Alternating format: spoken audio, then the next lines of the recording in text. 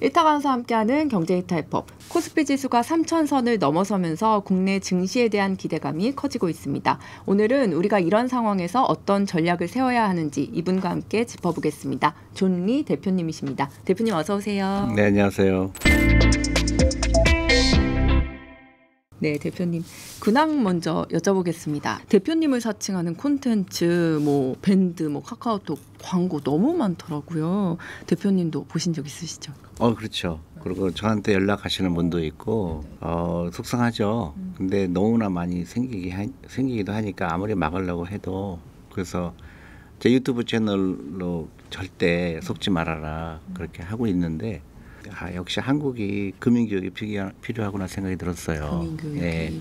금융교육을 안 받으니까 쉽게 거짓말하는 거에 속고요. 그래서 절대로 해야 될지 말아야 되는 거는 돈을 보내지 말아라. 그리고 절대로 저 사람들이 나보다 더 투자 실력이 좋다고 생각하는 거 절대 그런 일 없어요. 그러니까 투자에는 전문가가 없어요. 근데 사람들은 전문가가 있다고 착각을 해요. 그러니까 쉽게 속는 거죠. 속지 않으려면 지금 대표님 말씀하신 대로 좀 공부를 하면 안 될까요? 그러니까 공부도 하고 가장 중요한 거는 저 사람들이 나보다 낫지 않다는 걸 알아야 돼요. 다 거짓말이에요. 그러니까 사람들이 그런 거 있잖아요. 내가 주식을 잘 아니까 나한테 돈 보내면 몇 개월 만에 2배로 해줄게. 그건 100% 거짓말이죠. 그걸 할 수 있는 사람은 지구상에 없어요. 네. 근데 금융 지식이 없다 보니까 저 사람이 굉장히 나를 빨리 부자로 만들어주겠구나 착각하는 거죠. 그걸 이용하는 거죠. 본격적으로 대표님 모셨으니까 국내 증시 이야기 한번 여쭤볼게요. 올 상반기 코스피 지수 앞에 오프닝에서도 얘기했지만 3,000선 이제 넘으면서 강세장 이어가고 있습니다. 이럴 때 국내 증시 흐름 대표님은 조금 어떻게 보고 계신지 궁금해요. 일단 한국 주식이 이제 관심을 받게 된 거 굉장히 고무적이죠. 그동안은 굉장히 소외됐다 그럴까? 그 이유가 국내 사람조차도 외면하는 한국 주식을 누가 사겠어요. 그죠? 그러니까 그거는 어떤 금융 정책이 없었다고 봐야 돼요. 그러니까 외국에서 봤을 때 이제 한국 증시에 대해서 굉장히 정치적인 불확실성이 있고 방향성이 없고 그다음에 어떤 한국에 대한 특징이 다 없어졌잖아요. 한국이 어떤 면에 강점이 있고 가장 중요한 거는 금융 후진국인 거죠. 저는 아직도 한국은 금융 후진국이에요. 미안하지만 한국은 무슨 K-팝, K-푸 다 많잖아요. 근데 금융은 안타깝게도 가장 경쟁력이 없는 국가죠. 지금부터는 이제 이제 새로운 정책이 발표되고 이제 그 주식을 통해서 노후 준비하는 게 일상화되는 나라가 되면 저는 3천이 아니라 5천, 만 이렇게 가는 정책이 필요하죠. 이번에 이제 상법 개정안이 이제 통과가 되면서 그동안 국장 탈출은 지능숭이다 이런 회의적인 이야기도 많았지만 이제 기대감이 조금 생기는 것 같아요.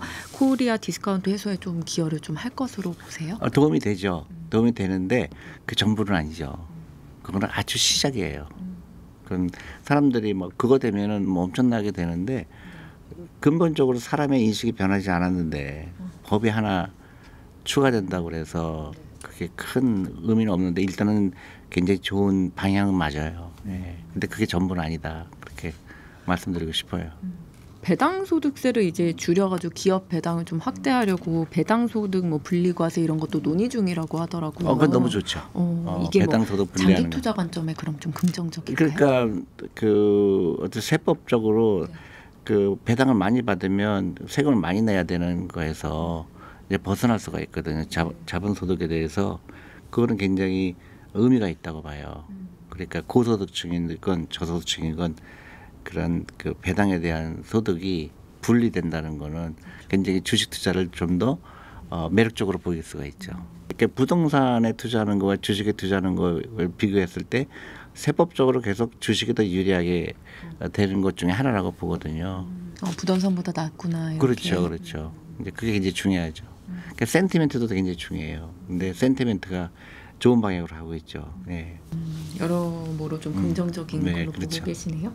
우리나라 이제 대표 국민주 삼성전자도 6만 선 이제 돌파하고 근데 현 시점에서 삼성전자의 기업 가치는 대표님 어떻게 보세요? 아직도 비싸진 않죠. 그렇죠. 네, 여러 가지 이제 엔비디아가 나오고 하면서 그 삼성전자가 그 주력했던 메모리 네. 저기 이제 가격에 너무 그 변동이 심하고 그런 이제 보통 커머더티라고 그래요. 커머더티는 우리가 쌀을 만들듯이 그 어떤 밀가루를 하듯이 부가가치가 별로 없잖아요.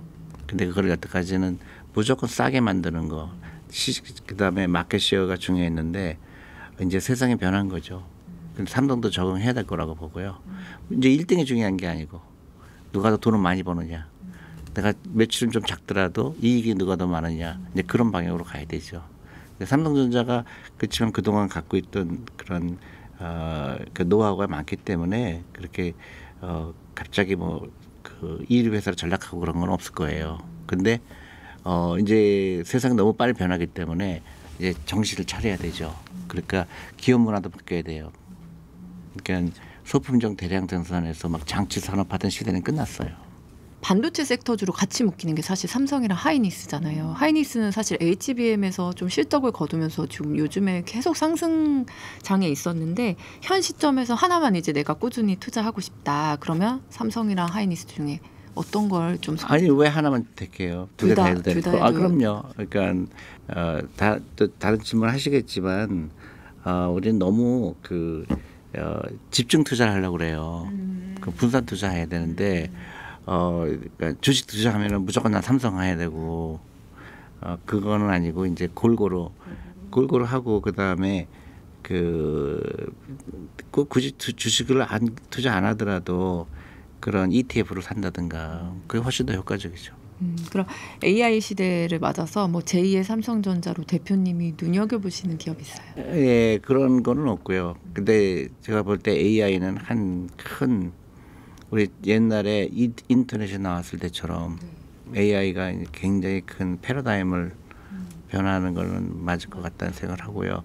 근데 이 AI는 한 어떤 기업만 하는 게 아니라 모든 산업에 영향을 끼치죠. 통신, 무슨 뭐 문화, 그런 인포메이션을 제공하는 회사라든가 자율주동이라든가 뭐 우리 개인한테도 그렇죠. 개인한테도 엄청난 영향을 끼칠 거예요. 그잖아요. 요새는 그냥 AI한테 물어보면 다 되는 세상이니까. 그러니까 이거는 우리의 라이프를 완전히 바꿀 수 있는, 우리가 인터넷이 나오면서 지금에 있는 모든 기업들은 인터넷을 통해서 큰 부자가 되잖아요. 그러니까 뭐 아마존도 그렇고 애플도 그렇고 전부 인터넷이잖아요. 그것 때문에 돈을 벌게 됐잖아요. 저는 AI도 그런 것 중에 하나가 아닐까 싶은 거죠. 그러니까 예를 들어서 반도체 만드는 것만 AI에 효과가 있는 게 아니라 엔비디아는 그 중에 하나인 거고 이제 모든 우리 그 기업이라든가 개인의 라이프가 영향을 받게 되는 거죠. AI 때문에. 한국 주식, 뭐 미국 주식 최근에 금융주에 다시 좀 투자하려는 좀 심리가 살아나고 있는 것 같은데 왜 그런지 좀 궁금하고 제대로 된 좀 금융주를 고르는 눈이라면 어떤 게 있을까요?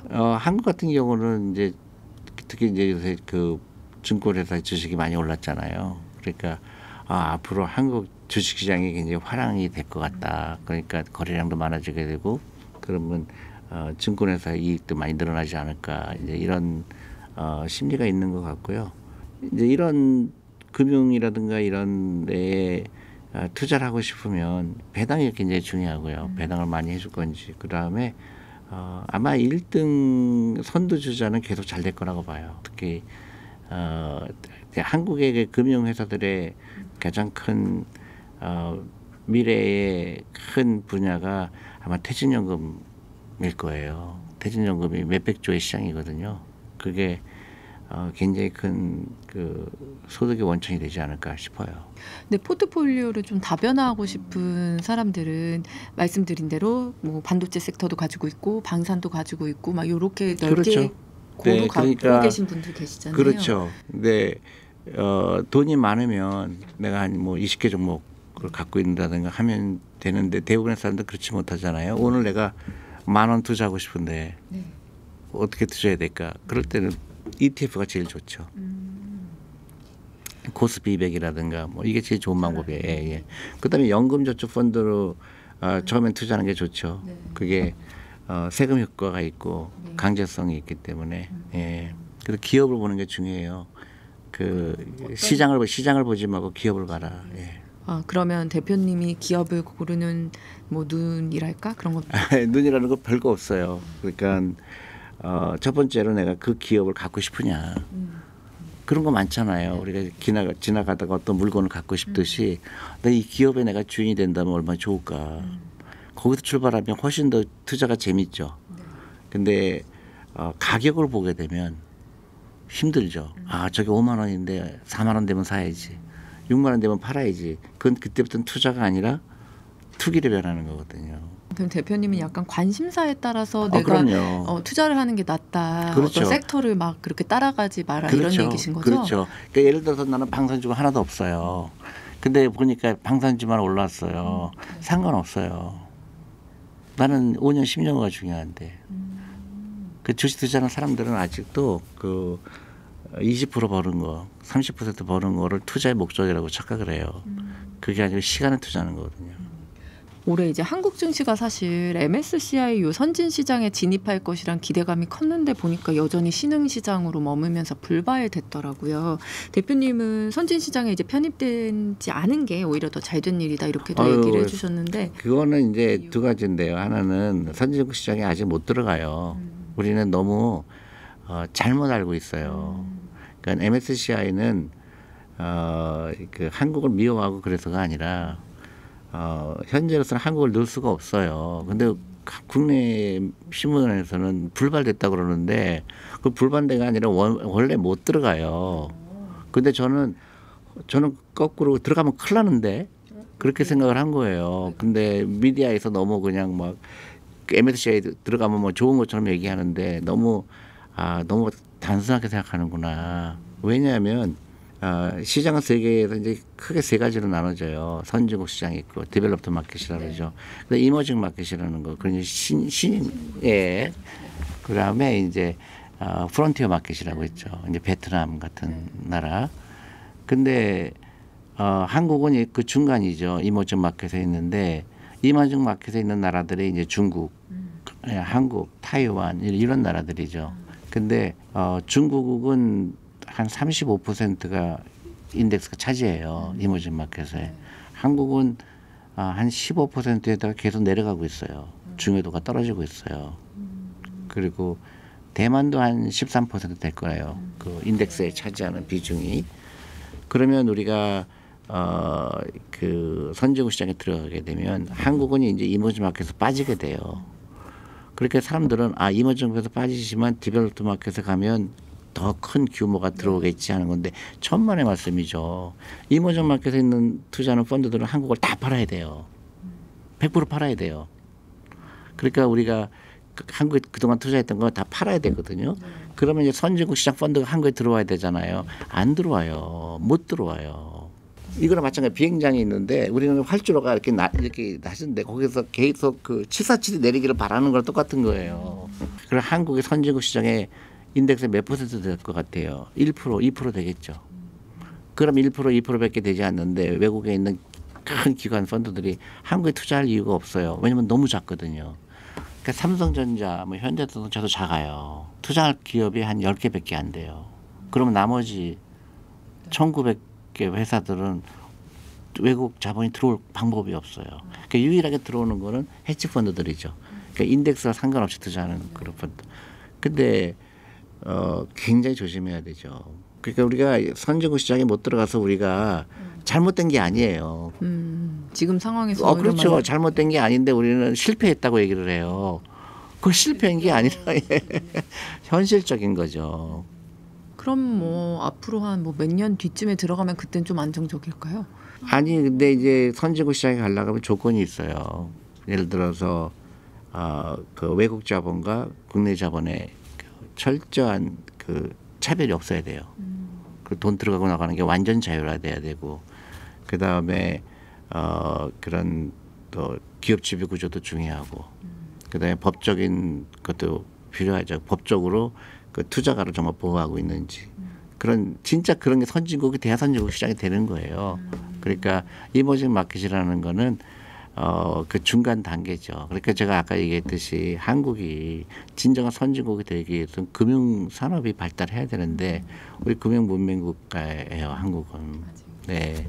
그리고 규제가 너무 많고 그 규제가 많이 없어야 되고 또 고용과 그러니까 노동과 자본의 그런 그 유연성이 아직은 한국이 굉장히 낮고 그래서 그런 많은 체질 개선을 해야지 되는데 그거 하기 전에 우리가 선진국 시장에 가면 돈이 막 쏟아져 들어올 거 하는 거는 그 너무 그 단순화하는 거죠. 그러니까 먼저 기초 체력을 좀 다지고 그렇죠. 가야 되는데 그렇죠. 지금 가서 유리할 게 없는 그렇죠. 건가요? 예. 최근에 이제 한국 경제 성장률이 1%대에 머물면서 저성장 우려가 점점 커지고 있는데요. 이런 환경에서 이제 개인 투자자들이 어떤 경제 지표에 조금 집중을 하면 좋을까요? 근데 그런 말이 있어요. 우리 내가 있던 회사에서도 미국에 있는 회사에서도 이제 펀드 매니저끼리 서로 농담하는 게 있어요. 돈 벌려면 경제학자들이 얘기하는 거 반대로 하면 돈 번다. 그러니까 경제 지표에 관심 갖지 말라는 거예요. 기업에 관심을 가져라. 경제 지표는 계속 변하잖아요. 환율도 변하죠. 뭐 또 이자율도 막 또 올린다고 그러고 내린다고 하고 그거 신경 쓸 일이 없죠. 개인 투자가들은. 그냥 꾸준히 투자하는 거예요. 자기 월급의 몇 퍼센트 퇴직연금을 어떻게 운영한다든가. 근데 우리는 너무너무 많이 해요. 미국의 이자율이 어떻게 될 거다 할 필요 없어요. 그리고 그거대로 주식시장이 움직이질 않아요. 그렇죠. 네. 그러니까 미국이 트럼프 대통령이 되고 나서 관세 때문에 또 문제가 많았고 또 전 세계 경제가 어떻게 될 거라고 그랬고 뭐 그래서 엄청나게 출렁했잖아요. 근데 하나도 맞은 거 있나요? 주식시장이 어려울 거다. 근데 결국은 레코드 하이잖아요. 그러니까 알 수가 없어요. 시장을 예측하는 건 불가능해요. 딱딱 이론처럼 어차피 네, 되는 게 그렇죠. 아니니까. 그러니까 이번에 뭐 미국이 이자를 내리니까 뭐 주시장이 좋을 거다 나쁠 거다 이미 반영돼 있어요. 모든 시장에 앞으로 어떻게 될 것인가는 이미 현재 가격에 반영돼 있기 때문에 그거를 따라서 하다 보면은 투자를 하는 건지 투기를 하는 건지 그때부터 헷갈려요. 그러니까 우리는 너무나 막 어떤 걸 맞추려고 하는 거에 몰두하다 보니까 단기적으로 투자하게 되고 또 어떤 나쁜 뉴스가 나오게 되면 과도하게 반응하게 되고 그런 그것 때문에 투자가 되지 않고 불안하고 하죠. 그러니까 가장 투자의 정석은 내가 시장을 보지 말고 기업을 봐라. 그리고 기업의 가격이 중요한 게 아니라 시간이 중요하다. 그러니까 우리가 주식에 투자하는 거는 시간에 투자하는 거다. 그러니까 우리 초등학교 때부터 돈을 그냥 10만 원, 20만 원씩 투자한 게 나중에는 복리 효과를 만나서 그 아이가 30살 됐을 때는 무지막지한 돈이 되죠. 내가 예를 들었어요. 그러니까 요새 또 의사 만들려고 막 하잖아요. 어머니들이. 그래서 뭐 한 달에 50만 원, 100만 원을 막 의사 만들려고 하는데 뭐 4살 때부터 시작을 한다 하더라고요. 그래서 저는 그런 게 너무 안타까운 거예요. 그건 절대로 좋은 방법이 아닌데 그래서 만약에 한 달에 100만 원씩 4살 때부터 투자했을 때 그 아이가 34살 되면 얼마가 될까? 한 50억 정도 되거든요. 50억, 70억 되거든요. 의사 되는 것보다 그게 낫지 않아요? 그래서 그런 관점에서 투자를 해라 그렇게 말하고 싶어요. 투자자 입장에서는 이제 하반기 코스피 상승세가 계속 이어질지도 이제 관심사인데 이재명 대통령도 안 그래도 이제 코스피 5천 공약을 했었잖아요. 과연 뭐 열 수 있을까요? 어디까? 아니 저는 5천이 아니라 뭐 만도 갈 수 있는데 제가 걱정되는 거는 너무 가파른 건 좋지가 않아요.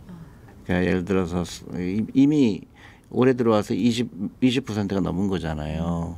그러니까 상당히 가파르다고 볼 수 있거든요. 그러니까 저는 3,000이냐 3,500이냐 여기 지수에 연연할 필요 없고요. 앞으로 3, 4년, 5년, 10년 동안 미국처럼 계속 상승세를 이끌어가는 정책이 필요해요. 그리고 돈이 많이 들어와야 되고 혁신적인 기업이 많이 상장이 돼야 되고 그런 이제 기초를 다지는 게 더 중요하다. 그러면 주식은 따라오게 돼 있어요. 왜냐하면 사람들 센티멘트거든요. 대한민국이 올바른 방향으로 가는구나. 그러면 내 돈도 들어가도 괜찮겠구나. 그런 안심을 줘야 되거든요. 근데 지금 한국이 금융 문명국으로 전락한 가장 큰 이유는 저는 잘못된 교육 방법. 전부 고시를 보려고 하는 거. 그게 좀 그다음에 전부 그 편안한 직업을 찾는 문화, 사교육비 이런 것들이 한국을 그러니까 낮은 출산율로 이어지게 되고 이제 그런 기초적인 거 투자를 즐거워해야 되잖아요. 투자는 굉장히 즐겁잖아요. 내가 어떤 회사를 그 분석하고 사고 즐거운 걸로 해야 되는데 우리나라는 투자는 굉장히 고통스러운 거예요. 맨날 맞춰야 되고 그 다음에 그 저한테 찾아오는 분들은 대부분 두렵다고 그래 투자하는 거를. 그건 투자가 아니죠. 그런 이제 투기를 할 때 괴로운 거죠. 도박을 할 때 괴롭잖아요. 그런 문화가 금융교육을 해야 되고 그 다음에 사교육 그만해야 되고 이제 교육 시스템을 바꾸고 이제 AI 시대잖아요. 근데 우리 교육 시스템은 옛날로 맞춰져 있잖아요. 국영수. 그것도 AI가 가르쳐 줄 텐데 그걸 왜 사람이 하고 있을까? 지금부터는 창의적인 교육을 해야 돼요. 그게 저는 주식시장에 가장 좋은 호재가 될 거라고 생각해요. 트럼프 대통령의 이제 관세 정책 여파로 조정받던 이제 뉴욕 증시가 최근엔 또 최고치 경신하면서 상반기 좀 화려하게 마무리하는 모습이었거든요. 대표님께서 올해 하반기 미국 증시 흐름 좀 어떻게 전망하고 계실까요? 전망하기 힘들고요. 그런 거죠. 그러니까 제가 볼 때는 그 미국 기업들이 결국 경쟁력이 있구나. 미국 기업을 따라갈 수가 없겠구나. 그런 전 세계 돈이 반이 미국으로 들어오니까 그게 저는 계속 되면 미국 시장도 계속 좋아질 거라고 보거든요. 특히 이제 AI라든가 그런 아주 그 부가가치가 높은 산업에 미국 경쟁력을 따라갈 수가 없는 그거죠. 그러니까 미국 기업들이 너무 비싸긴 해요. 그러니까 뭐 엔비디아 같은 경우도 지금 그 거의 5천조의 그 시가총액이니까요. 한국 주시장이 다 해봐야 2천조, 2,300조, 2,200조인데 한 기업이 벌써 그렇게 크니까 미국의 경쟁력이 저렇게 했던 이유는 저는 그 교육이라고 보거든요. 교육 시스템이라고 보거든요. 미국 교육은 공부 잘하라고 하지 않잖아요. 그게 한국에 굉장히 필요하죠. 이제 더 이상 국영수에 매몰되는 교육을 했다가는 점점 격차가 벌어지죠. 트럼프 대통령은 연준에 이제 금리 인하를 좀 압박을 하고 있는데 연준이 여전히 좀 신중한 태도를 보이고 있거든요. 금리 인하가 근데 좀 지연되면 아무래도 당연히 투자 심리에도 영향을 좀 미칠 수 있을 것 같은데. 그렇죠. 근데 그런 것도 다 이미 주시에 반영이 돼 있고요. 그 다음에 이제 중국과의 그 마찰, 그게 초기에 비해서는 많이 이제 둔화가 된 건 사실이죠. 다른 독일 이슈가 많잖아요. 이란이라든가. 그러니까 그런 게 좀 희석된 것 같아요. 그런데 이제 결국 인플레이션은 이슈인데 가장 무서운 게 인플레이션인데 그러니까 중국과의 마찰 때문에 인플레이션이 더 심화가 되게 되면 그 이자를 내리는 거는 또 어렵겠죠.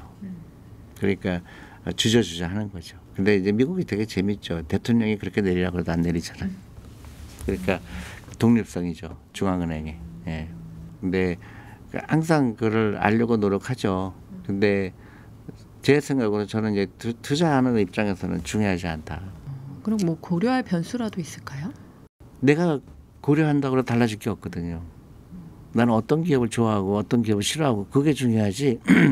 내가 그 연준이 내린다고 해서 내가 갑자기 투자 금액을 늘린다든가 또 그 전혀 중요하지 않은 거에 사람들은 너무 알라고 그러죠. 그러니까 제일 좋은 투자 방법은 그런 거 다 귀를 막는 거예요. 자는 거예요. 그게 제일 좋아요. 사람들은 문제가 너무 자주 봐서 문제지. 자주 보고 자주 그렇죠. 흔들리고. 그렇지. 흔들리고 또 샀다 팔았다 하니까 이게 어려운 거지. 투자라는 거는 내가 5년 후를 위해서 투자하는 거고 20% 벌려고 투자하는 게 아니고 10년 기다렸더니 10배가 되고 20배가 되고 그거를 기다리는 거거든요. 그럼 대표님은 대부분 단기 투자는 안 하시고 다 뭐 기본 5년을 생각하시고 넣으세요? 그럼요. 투자를 하실 때? 예. 거의 들여다보지도 않죠.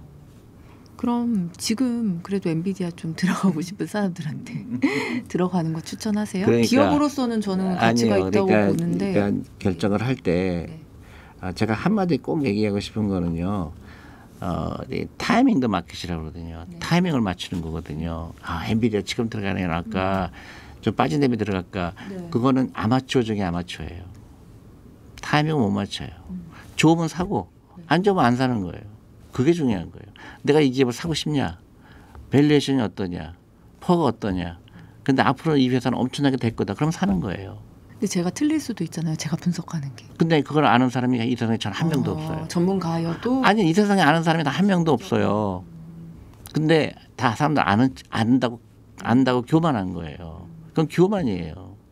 어떻게 보면 나를 믿고 투자를 하라 얘기하시는 그렇죠. 거네요. 그렇기도 하고 내가 엔비디아 예를 들어서 엔비디아를 내가 뭐 샀는데 20% 마이너스 됐어요. 그런 사람도 안 사요. 되게 신기하잖아요. 싸졌는데 왜 안 사지? 근데 다시 또 올라가면 또 그때 못 사요. 또 그때는 살 거 그래요. 그러니까 타이밍을 맞추는 거를 투자라고 착각하는 거예요. 내가 이 회사가 너무 마음에 든다. 그럼 사는 거고 마음에 안 들면 안 사는 거예요. 근데 우리는 아직도 이 타이밍을 맞추려고 하죠. 그러니까 실패와 실패를 거듭하죠. 그래도 저희 이제 방송을 보는 구독자분들은 그 타이밍을 맞추고 싶어서 알죠. 보시기도 할 그래서 텐데. 저는 이제 네. 그 많은 사람들이 그걸 알고 싶어 하지만 그건 내가 얘기하면은 그때부터 거짓말하는 사람이 되죠. 제가 모르는 걸 어떻게 얘기를 해요. 그리고 책임을 아무도 안 지잖아요. 예를 들어 저는 그 회사가 좋다 나쁘다는 얘기할 수 있죠. 나는 너무 갖고 싶다. 그렇지만 지금 사라, 지금 팔아라 얘기할 수 없죠. 엔비디아는 좋으세요, 나쁘세요? 엄청난 회사죠. 그리고 경영진이 가장 투자할 때 가장 좋아하는 거는 회사의 철학이고 그리고 그 창업자의 스토리가 재밌고 그런 혁신적인 기업에 내가 주주가 되고 싶으냐 그렇게 접근 그게 근데 단기간에 뭐 너무 많이 올랐으니까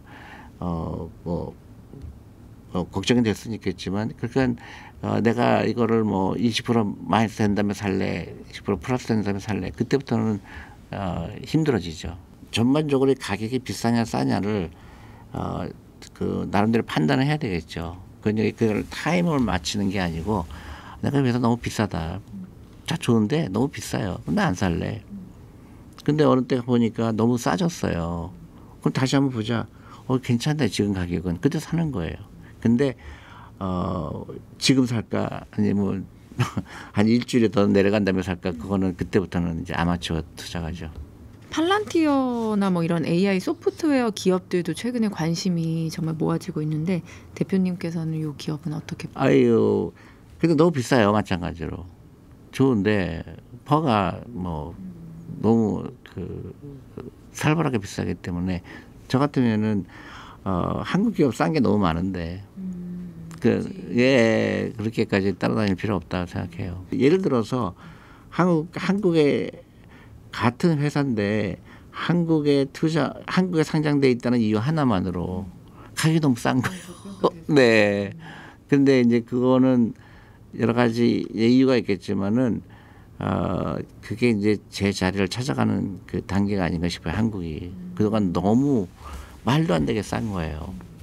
근데 그 기업이 만약에 미국에 상장돼 있다 그러면 적어도 다섯 배는 비싸게 받을 텐데. 예.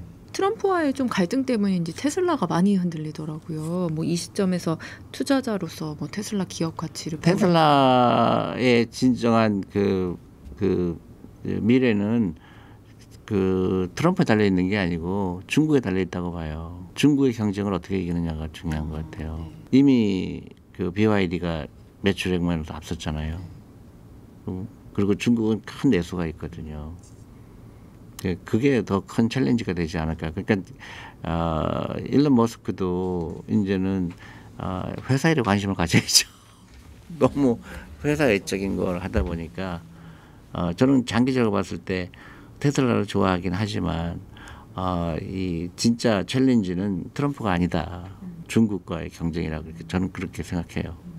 그럼 주식을 좀 막 시작하는 분들이라면 테슬라 같이 조금 빅테크 기업에 투자를 할까 아니면 뭐 원전, 우주, 항공 이렇게 좀 저평가된 섹터로 좀 투자. 저평가되는지 어떻게 알아요? 그러니까 ETF 사는 게 제일 좋죠. 작은 돈으로 할 수 있으니까. 예. 국내 주식하고 이제 미국 주식하고 분산 투자를 하고 싶은 이제 분들이라면 그 비중을 좀 결정하기 어려울 것 같은데 대표님이 생각하시기에 어떤 기준, 뭐 어떤 원칙을 좀 그러니까 저 같은 경우는 만약에 한국에 사시는 분이라면 한국 주식 비중을 당연히 늘려야죠. 그리고 가격 면에서 한국 주식이 싸고. 근데 그 미국 주식을 뭐 50대 50으로 가느냐 한국하고 또 30대 70으로 가느냐 그거는 본인의 마음인데요. 그 제일 위험한 게 그 제너럴라이즈 하는 거예요. 그러니까 한국 주식은 나빠, 미국 주식은 좋아, 난 미국 주식은 너무 비싸, 한국 주식이 싸. 이거 가장 위험하죠. 그 안에 내가 사고 싶은 회사가 어느 게 더 많으냐가 결정해야 되죠. 난 한국 회사는 별로 투자하고 싶지 않아. 근데 그거를 일반화해 갖고 하는 게 아니라 나는 한국에 사고 싶은 주식이 이런 주식이 있는데 거기에 ETF에 투자해야 돼. 거기에 속한 ETF를 사야 되겠다든가 그렇게 결정해야 되는데 그러다 보니까 미국에 있는 주식들 사고 싶은데 미국은 너무 비싸요. 예를 들어서 그러면 아직은 미국에 내가 안 사야지. 그렇게 접근을 해야지. 단순히 그 미국의 몇 퍼센트. 근데 만약에 그것도 힘들다 그러면 50대 50도 괜찮아요. 네. 생각 많이 할 필요가 없거든요. 대표님은 그럼 실제로 투자하실 때 비중 뭐 어떻게? 저는 한국 주식이 많이 투자되고 있어요. 너무 싸고요. 그러니까 그 프라이스북이 뭐 1 미만인 회사도 많고 또 퍼도 그렇게 높지 않고 그리고 회사는 계속 돈을 잘 벌고 있고 그런 회사들이 꽤 있거든요. 네. 그럼 초보 투자자 역시 조금 한국 주식을 접근하는 게 아무래도 조금은 당연하죠. 쉽겠죠. 한국 사람은 한국 주식이 더 재밌어야 되죠. 그리고 그게 또 중요한 게 그 우리는 그 이상하게 그 한국 주식에 대해서 거의 혐오에 가까워요. 그죠? 그래서 조롱하고 그게 굉장히 잘못된 거죠. 그 다음에 연금 등도 한국 주식에 투자 안 하겠다 그러고 저는 그게 정말로 이해가 안 가거든요. 우리 노후 자금인데 한국 기업이 잘 돼야 되잖아요. 그렇잖아요. 그래서 한국 주식에 들어가고 한국 주식의 시가총액이 커지고 그러면 자금 조달 코스트가 줄어들잖아요. 그러면 그래서 한국 증시가 좋아지고 한국 기업이 좋아지고 근데 그거를 이루기 위해서 우리가 뭘 해야 되느냐. 외국 자본이 들어와야 되거든요. 꾸준하게 한국 주식에 대해서 외국 사람들이 관심을 갖게 하려면 뭘 해야 될까. 그걸 연구해야 돼요. 그래서 꾸준하게 자금이 주시장에 들어와서 한국에 많은 혁신적인 기업이 생겨나고 거기에 자금 조달이 되고 그게 이제 선순환이 돼야 되는 거죠. 최근에는 이제 스테이블 코인, 뭐 금, 뭐 이렇게 대체 자산에 대한 관심도 좀 높잖아요. 대표님께서는 이런 대체 자산 투자 어떻게 보세요? 이제 스테이블 코인 같은 경우는 이제 뭐 좀 그거를 투자 자산으로 볼 거냐 아니면 어떤 그 편리성으로 볼 거냐 아니면 보안으로 볼 거냐 그거에 따라 다를 거고요. 근본적으로 주식과 다른 거는 그런 금이나 은이나 이런 거는 일을 하는 자산이 아니잖아요. 쇳덩이에 불과하죠. 그래서 저는 그 아주 부자들은 그 투자를 하지만 나는 일반 사람들은 주식에 투자해야 된다고 봐요. 네. 네. 왜냐면 자산을 그러니까 돈을 이익을 벌려고 하는데 투자를 해야지 가만히 있는데 가격이 올라가는 거는 국가 경제에 도움이 안 되죠. 특히 부동산 같은 경우는 가격은 오르지만 일하는 자산이 아니잖아요. 그래서 새로운 가치를 창출하는 건 아니잖아요. 그래서 기업에 투자하는 기업에 돈이 많이 들어가는 거죠. 그래서 미국이 이렇게 전 세계의 강대국이 된 이유 중에 결정적인 게 주식시장의 화랑이에요. 자본시장, 금융 산업이 발달했기 때문에 생긴 거거든요. 주식과 뭐 병행을 한다 이런 대체 자산을 그러면은 어떻게 비중을 좀 가져가는 게 좋을까요? 대체 자산 없어도 돼요. 주식만 있어도 돼요. 그리고 부동산 비중을 줄일 필요가 있고요. 대체 자산 투자 안 해도 된다라고 말씀을 해주셨는데 대체 자산 관련주에 좀 투자하는 건 괜찮다고 보세요? 그러니까 그 전제 조건이죠. 돈을 많이 버느냐. 그렇게 회사들이 돈을 많이 버느냐고요. 부동산에 나는 꼭 투자하고 싶은데 그렇다 그러면 내가 부동산을 사는 것보다 리츠에 투자하는 게 낫겠죠. 그것도 배당을 많이 주고 하니까. 예를 들면 그 관련 사람이라고 볼 수 있죠. 미국이나 한국 외에 신흥국에 투자하는 건 좀 어떻게 생각하세요? 그 베트남이나 뭐 그런 인도나 이런데요. 그 내 전 재산 넣을 필요는 없지만 관심을 가질 필요는 있죠. 네, 왜냐하면 이제 주식이나 뭐다 길게 봤을 때 돈을 벌 수 있는 방법이 남들이 모르는 거거든요. 남들이 모르는 걸 미리 투자하는 거거든요. 예를 들어서 한국에 잘 안 알려졌을 때 30년 전, 20년 전에 한국에 투자했다 그러면 큰 돈을 벌었잖아요. 그럼 마찬가지죠. 그래서 한국과 같은 나라가 어떤 나라가 될까? 베트남도 그 중에 하나가 될 거고, 그 미리 남들이 잘 모를 때 투자하는 것도 좋은 방법이죠. 그렇지만 너무 많은 거 투자하면 위험하죠. 대표님이 좀 눈여겨보시는 뭐 이런 신흥국 시장이 있으세요? 저는 이제 그 옛날에 있던 회사에서 베트남 펀드를 출시한 이유가 그거였고요. 예, 이제 잘 봐야 되겠지만 앞으로 그 한국의 경제 성장률 이런 것처럼 그런 나라가 그러니까 우리가 인도도 그 중에 하나고요. 근데 관심을 갖는 건 중요하죠. 대표님이 그럼 보시기에 워렌 버핏 뭐 이런 세계적인 투자자들이 좀 추구하는 투자 철학이나 스타일에 뭐 공통점이 있을까요? 그러니까 그 워런 버핏 그분이 말한 것 중에 가장 내가 그 공감하는 게 예를 들어서 10년 동안 갖고 있지 않을 주식은 10분도 갖지 말라는 얘기가 있죠. 그래서 제가 일하던 스쿼드에서 일할 때도 펀드 매니저들이 다 그런 생각을 갖고 있었어요. 그러니까 주식을 파는 순간 처음부터 사지 말았어야 된다 이런 생각을 갖고 있었어요. 그러니까 주식은 시간의 게임이고 그리고 일찍 시작할수록 유리한 거고 그리고 시간이 지날수록 그 변동성으로 인한 위험이 줄어들거든요. 그러니까 장기 투자하면 되는데 우리는 너무 똑똑해요. 그걸 맞출 수 있다고 착각을 하죠. 그 교만이거든요. 대표님께서 한국은 가난하게 되는 조건을 이제 다 갖추고 있다 이런 이야기를 해주셨는데 그렇게 보신 이유가 좀 궁금해요. 저는 이제 미국에 살다가 한국에 와서 보면 양쪽 문화를 비교해 보면 한국은 이 그 돈에 대한 절실함이 별로 없어요. 그러니까 부자처럼 보이려고 하는 게 너무 강해요. 그러다 보니까 이 자산을 늘리는 거에 대해서 별로 관심이 없어요. 자산을 없애는 데 관심이 많아요. 보이는 거에 관심이 네, 있다. 그러다 보니까 자산은 쌓이지 않고 과소비가 자리 잡고 있고 그다음에 경제 지식이 너무 없고 또 금융 지식은 완전히 빵점이고 그러다 보니까 주식 투자한다 그러면 그 경계하고 주식을 왜 투자하냐 그러고 그런 게 너무 마음이 아프죠. 너무 경제 교육을 안 받았구나. 그냥 우리 국영수만 달렸구나. 네. 그러다 보니까 저렇게 되면 가난하게 될 수밖에 없을 텐데 그런 아쉬움이죠. 유독 또 한국인들이 스스로를 조금 가난하다라고 좀 인식하는 것 같은데 그 이유는 뭘까요? 그러니까 두 가지 축이 있어야 되거든요. 그 내가 경제적인 자유를 얻으려면 내가 노동력을 통한 액티브 인컴이 필요하죠. 내가 월급을 받아서 생활하는 거. 근데 패시브 인컴이라고 해서 내 돈이 일해야 되는 걸 해야 되는데 돈이 일하는 거에 대해서는 전혀 교육을 안 받은 거예요. 그러다 보니까 나만 열심히 일하는 거예요. 이제 50살 넘으니까 회사에서 눈치를 보이는 거예요. 좀 나가줬으면 하는 거예요. 근데 그동안 내 돈이 일하고 있지 않았거든요. 그 당황하는 거죠. 그러니까 그 잘못된 라이프를 산 거죠. 그리고 또 이제 많은 그 잘못된 게 나는 당연히 부자가 될 수 없다고 착각을 해요. 나는 가난할 수밖에 없어. 월급이 너무 작아. 또 불공평한 나라야. 계속 부정적인 생각을 갖고 있다 보니까 그러니까 에이 그럴 바에는 내가 그냥 차나 BMW를 사지 뭐. 돈 쓰자. 네, 어차피 부자 안 되는데. 내 인생은 끝났어. 뭐 그게 너무 이해가 안 가는 거예요. 그렇지 않거든요.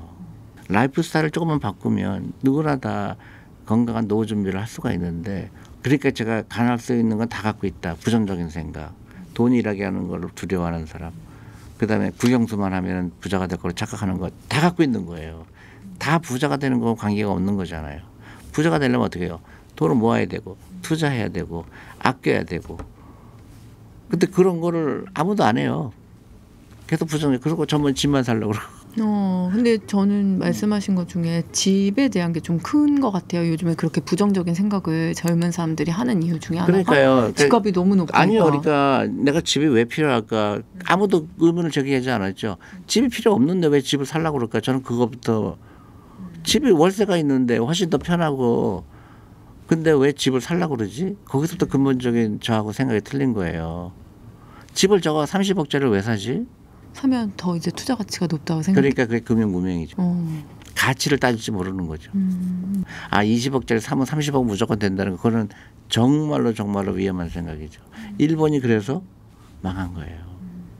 미국은 부동산 시장에 들어가는 돈을 주식시장에 들어오게 유도를 한 겁니다. 그래서 미국이 된 거예요. 그래서 혁신적인 기업이 나오잖아요.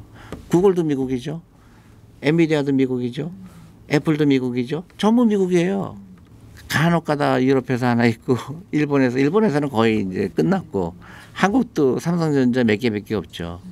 이제는 앞으로의 세상은 누가 더 혁신적인 기업이 많이 나오는 자가 결정할 거예요. 그렇게 AI가 그 중에 하나죠.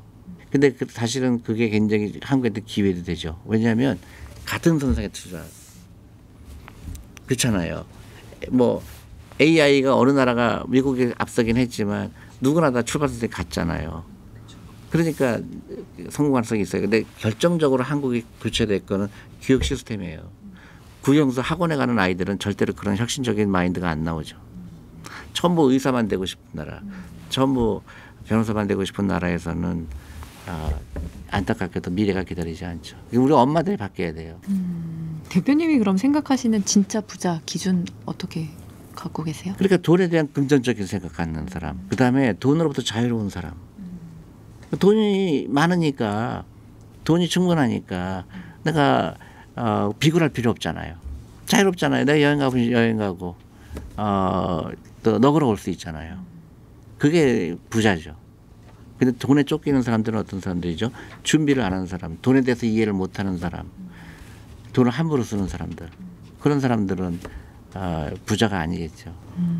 그럼 오히려 문화적인 뭐 약간 여행이라든지 이런 걸 경험하는 데 쓰는 돈은 아니죠. 괜찮다고 그러니까 여행을 생각하세요? 가면 안 되죠. 여행도 안 가고. 그럼요. 내가 부자가 될 때까지 가면 안 되죠. 그 부자라는 선은 그럼 어느 정도로? 그러니까 보통 얘기하는 게 이제 내가 은퇴했을 때 돈이 수입이 없을 때 적어도 내 1년 생활비에 25배가 있어야 돼요. 내가 1년에 1억을 쓰면 25억이 있어야 되고 1년에 5천만 원이면 13억 정도가 있어야 되는 거죠. 그거 될 때까지는 여행 가면 안 되죠. 그래서 저는 한국은 가난할 조건이 다 있다고 한 이유가 그거예요. 돈만 생기면 투자를 하지 않고 그 돈으로 어떻게 하면 돈을 쓸까 걱정하는 거예요. 백을 사고 막 여행 가고 막 그렇게 그런 게 저는 이해가 안 가는 거예요.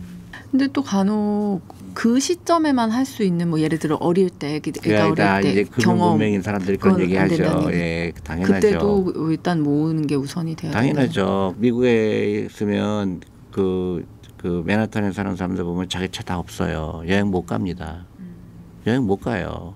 근데 한국은 뭐 그냥 공항에 미어지고 해요. 전 세계 어디 가라도 한국 관광객이 더 대부분이잖아요. 그게 자체가 나쁘다는 게 아니라 돈의 씀씀이가 순서가 틀린 거예요. 돈이 생기면 제일 먼저 나의 미래를 위해서 투자가 돼야 되는데 한국은 먼저 쓰려고 그래요. 그러니까 미래에 대한 준비가 안 돼 있죠. 대표님이 그럼 판단하시기에 50대라면 아무리 못해도 이 정도 준비돼야 된다. 50대면 적어도 10억 원 있어야죠. 10억. 최소한의 금액이 10억으로. 네, 순자산 가치죠. 그러니까 그 자산에서 부채를 뺀 금액이 10억 원 있어야죠. 네, 그러니까 결국은 라이프 스타일이고요.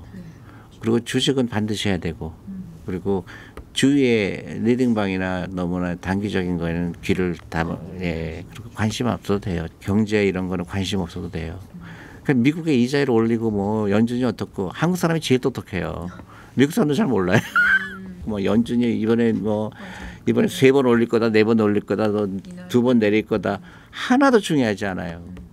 그래도 이제 대표님 존리의 부자학교 운영하고 계시니까 찾는 분들이 가장 많이 한 질문은 뭘까요? 그동안 너무 잘못 살았다. 자기는 평생 주식은 절대 건드리면 안 돼. 그렇게 배웠는데 지금도 많아요. 남편 되시는 분은 긍정적인데 이제 그 배우자는 막 그거를 굉장히 위험하게 보고 하는 사람도 많고요. 그러니까 그동안 문맹으로 살았는데 이거랑 마찬가지거든요. 글을 모르다가 글을 알게 되면 막 환희가 있잖아요. 길거리에 있는 간판도 읽을 수가 있고 버스에 그런 것도 책도 읽을 수 있다는 게 처음에 글을 모르는 사람이 글을 알게 되면 그 희열을 느끼거든요. 금융도 마찬가지예요. 금융 문맹이었다가 돈이 일하게 하는 거를 처음 깨달은 거예요. 이렇게 재미난 게 있는데 기업이라는 걸 알게 되고 매출액을 보게 되고 퍼가 뭔지도 알게 되고 너무너무 신나는 거죠. 근데 놀라운 거는 오시는 분의 반이 다 탈북하신 분이라든가 아니면 중국 교포들이 많아요. 신기하죠. 이분들이 돈에 대해서 절박하구나 느꼈어요. 유태인들이 부자인 이유가 돈에 대한 절박감이거든요. 한국에 그 절박감이 필요해요. 개인 투자자들이 대표님 말씀처럼 이제 장기 투자를 하려면 좀 사실 흔들리지 않아야 되잖아요. 그렇죠. 네, 어떤 원칙을 조금 보지 말아라. 기계적으로 투자해라. 예를 들어서 내가 월급이 300만 원이잖아요. 30만 원 없는 돈이에요. 그냥 매달 뭐 ETF 뭐 코스피 200을 사든지 뭐 S&P 500 사든지 그리고 나머지 270만 원 가지고 생활하는데 이제 라이프 스타일이죠. 함부로 돈 쓰지 말아라. 우리가 매일매일 나가는 돈 있잖아. 커피값이라든가 이런 거에 이제는 생각을 해라. 내가 오늘 반드시 이 커피를 먹어야 될까? 이 돈으로 내가 ETF 살 수가 있는데. 그래서 그게 한 3, 4년, 5년 하게 되면요. 그때부터는 너무너무 그게 재미나는 거죠. 내 재산이 작년에 1억이었는데 1억 5천이 되고 2억이 되면요. 생각이 달라지죠. 그래서 저한테 많이 오시는 분이 그런 편지들도 많이 와요. 5년 전에 당신이 하는 말대로 했더니 내 돈이 3억이 됐다 지금. 너무 고맙다. 그런 게 많아요. 그러니까 당장 시작하는 게 중요하죠. 장기란 아까 5년 얘기하신데 그럼 장기는 이 5년으로 봐도 될까요? 투자 기간? 5년은 미니멈이고요. 내가 은퇴할 시점이죠. 그냥 은퇴할 시점까지 쭉 보라는 네, 얘기신 거죠? 그렇죠. 내가 돈이 필요할 때 그때까지는 라이프 스타일을 바꾸는 게 중요하죠. 무조건 투자를 해야 되고 지금 돈이 일하게 하는 거를 시작하는 거예요. 그동안은 나 혼자 일했잖아요. 얼마나 힘들어요. 그렇죠? 매일 출근해야 되고 또 힘들고 잠자고 싶고 그거는 한계가 있잖아요. 지금부터 돈이 일하게 하는 거. 돈은 잠을 안 잔다. 돈을 시켜라. 네. 앞서도 좀 얘기해 주신 내용인데 사실 한국은 여전히 주식이냐 부동산이냐 고민을 많이 하잖아요. 결혼을 이제 앞둔 뭐 신혼부부 아니면 이제 뭐 자녀 분가 후에 집 한 채만 남은 노부부들 이런 분들에게 현실적인 투자 전략이라면 뭐가 있을까요? 그러니까 뭐 노부부 같은 경우는 뭐 그 집을 뭐 억지로 팔 필요는 없겠지만 그걸 담보로 해서 생활비를 받는다. 그런 거 주택담보대출 같은 거 많잖아요. 모기지 같은 거 하는 것도 좋은 방법이라 생각하고요. 이제는 더 이상 그 자녀한테 뭘 해줘야 된다는 생각을 버려야 돼요. 그러니까 그것 때문에 다 같이 망하는 거거든요. 그리고 젊은 세대들은 집에 대한 집착을 버려야 돼요. 앞으로 집값 안 올라갈 겁니다. 너무 비싸요. 지금 너무 비싸요. 그러니까 예를 들어서 20억, 저는 20억, 저 집이 20억이래 그러면 저는 깜짝 놀라거든요. 근데 아파트예요. 저거는 미국에서는 서민 아파트인데 근데 저게 왜 20억을 가지? 20억이면 미국에서는 대저택을 사는데 풀장도 있는 대저택을 사는데 이 아파트를 20억에 해주고 산다고. 근데 우리는 일본도 그랬거든요. 일본도 버블 때 집값이 그냥 그래서 동경에 있는 집값 가지고 미국 전체를 산다고 그랬거든요. 그래서 어떻게 됐어요? 붕괴가 됐죠. 한국 저는 부동산도 그렇게 될 가능성이 크다고 봐요. 근데 그렇지 않다 치더라도 내 재산의 70% 80%가 있으면 불안하죠. 그러니까 젊은 사람들은 집을 꼭 가져야 된다는 생각에서 벗어날 필요가 있죠. 집을 내가 왜 꼭 가져야 돼? 월세가 훨씬 유리한데. 근데 이제 떠돌아다니면서 사는 게 이제 힘들다 이런 분들도 계시잖아요. 그렇지만 뭐 부자가 되는데. 그 돈이 그럼 따로 이제 주식으로 투자를 해서. 왜냐면 근데 부동산을 갖고 있는 게 더 불편할 거요. 내가 만약에 서울에서 부동산 샀는데 부산에 전근 가게 됐어요. 그거 어떡할 거예요? 뭐 전세를 두고. 전세를 가겠죠? 아니 조금 전에 말씀하신 것처럼 이동하기 싫다며요. 이동하기 싫다면. 그렇죠. 핑계죠. 그렇기도 하고 이제 그 남는 돈으로 투자를 해야죠. 예. 특히 이제 사회초년생의 집을 사는 거는 굉장히 위험한 이유가 돈이 없잖아요. 자산이 없잖아요. 근데 부동산을 딱 사버리면 어떻게 되죠? 전 재산이 100%죠. 네. 그러면 내가 꼼짝 못 하죠. 평생 그 빚 갚다가 죽죠. 근데 내가 집을 다른 경제생활 활동을 통해서 돈을 모아서 집을 사게 되면 집의 비중이 뭐 30% 40%로 줄잖아요. 그러면 훨씬 더 그게 더 아이디어하죠. 근데 우리는 집은 무조건 사야 된다는 정박관념이 있거든요. 그거를 깨야 돼요. 그래서 제가 이제 그 정기적으로 신혼부부라든가 그 강좌를 열어요. 그래서 대부분의 싸움이 일어나는 이유가 집을 사야 되느냐 말아야 되느냐 그렇죠. 엄청나게 많이 갈등을 하게 돼요. 그래서 돈에 대한 철학이 같지 않으면 굉장히 힘들어요. 관계가 끊어져요. 대부분의 사람들이 그 부부 사이라든가 관계가 끊어지는 이유가 돈에 대한 철학이 달라요. 그걸 같아야 돼요. 특히 이제 아이들 사교육비에 대해서 막 너무 과도하게 할 때 그때 대부분 가정이 깨지고요. 아이들도 불행해지고 그래서 그런 상담을 받을 필요가 있어요. 세대별로도 한번 그럼 여쭤보고 싶은데 뭐 직장인의 경우에는 월급의 한 몇 퍼센트 투자? 그러니까 만약에 내가 20대다 그러면 월급의 10%만 꾸준하게 주식형 ETF에 넣으면 노후 준비 전혀 문제 없어요. 근데 이제 시간에 투자하는 거라고 그랬잖아요. 시간이 많잖아요. 내가 60세에 은퇴한다 그러면 20대에 시작한다 그러면 40년 투자하는 거잖아요. 전혀 문제 없어요. 월급의 10%만 넣어라. 근데 이제 30대가 되면 이미 10년을 잃어버렸죠. 그렇죠? 그러니까 돈이 일할 시간이 줄어들었어요. 대신에 월급의 20% 정도 해야 되겠죠. 근데 이제 40대가 되면 그때부터는 심각해졌죠. 그러니까 이제 20년을 잃어버렸잖아요. 그러니까 그 20년에 잃어버린 걸 메이크업 해야 되잖아요. 그러니까 그러면 글쎄요 한 35% 40% 넣어야 되죠. 50대면은 거의 50% 이상을 투자해야 됩니다. 예. 은퇴를 앞둔 분들이 그럼 퇴직금으로 좀 할 수 있는 방법은? 퇴직금이 이제 그렇죠. 퇴직금이 너무 작아요. 그래서 해야 될 것도 중요하지만 하지 말아야 될 것들이 있어요. 그러니까 함부로 개업하지 말아라. 네, 저는 그래서 그분들이 금융업에 종사하면 어떨까 싶어요. 제 인생을. 그러니까 금융이라는 건 특별히 어려운 게 아니거든요. 그래서 한국의 금융을 살리려고 그러면 예를 들어 펀드 투자 권유 대행이라든가 그런 게 있거든요. 그래서 그런데 그런 분들이 많이 제 인생을 살면 도움이 되는 게 많이 있다 싶어요. 그래서 주위 사람 노후 준비시키고 가족 노후 준비시키고 그런 한국의 퇴직연금이라든가 이런 연금의 주식 비중이 세계 꼴찌거든요. 굉장히 도움이 될 거라고 생각을 해요. 금융업에 관심을 가져라. 마지막으로 좀 투자자들한테 여태껏 하셨던 얘기처럼 좀 인식을 좀 바꿀 수 있는 한마디 딱 쐐기에 박는 말씀을 해주신다면. 그 주위 사람 말 듣지 말아라. 당신이 전문가다. 지금부터 라이프스타일을 바꿔라. 돈 일 시키는 거 당장 시작해라. 미루면 안 된다. 그렇게 말씀드리고 싶어요. 그다음에 긍정적인 마인드. 난 부자 될 거야. 노후 준비 될 거야. 예, 누구나 될 수 있어요. 시간만 있으면 돼요. 근데 시간을 함부로 쓰지 말아라. 그리고 돈을 함부로 쓰지 말고 지금부터 10,000원이라도 오늘부터 시작하는 거예요. 복리라는 게 그래서 무서운 거예요. 지금부터 10,000원이 시작하라. 그리고 부정적인 생각 더 이상. 네. 예. 오늘은 국내외 주식시장 흐름부터 부자가 되기 위한 세대별 현명한 투자 전략까지 한번 짚어봤습니다. 오늘 말씀 감사합니다. 네, 고맙습니다. 투자 상담 자격을 갖춘 MTNW 소속 어드바이저가 카카오톡 오픈 채팅에서 명쾌하게 종목을 무료로 상담해 드립니다. 이제 QR로 바로 참여하세요.